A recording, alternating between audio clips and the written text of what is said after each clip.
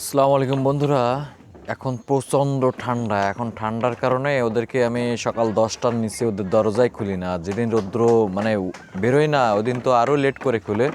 তো এখন বাজে 10টা, মোটামুটি রৌদ্রে বেরোইছে, ওদের বের করতেছি যেহেতু রৌদ্রের খুব একটা ওদের দরকার আছে।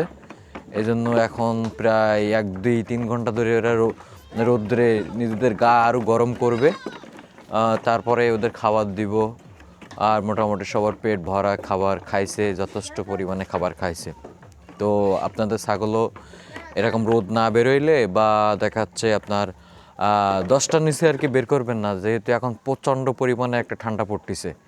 আর এই ঠান্ডার কারণে কিন্তু ছাগলদের প্রচুর পরিমাণে বিভিন্ন ধরনের রোগ ব্যাধি হয়। ঠিক আছে, ঠান্ডাজনিত সমস্যার কারণটাই এদের মানে প্রবলেমটা হয় বেশি। তো দেখতে পাচ্ছেন আমাদের পিচ্ছেগুলা বুড়াগাড়া। এই আয় নিচে নাম, আয় আয় আয় আয়, আসো সবাই, আসো আসো আসো আসো আসো আসো আসো।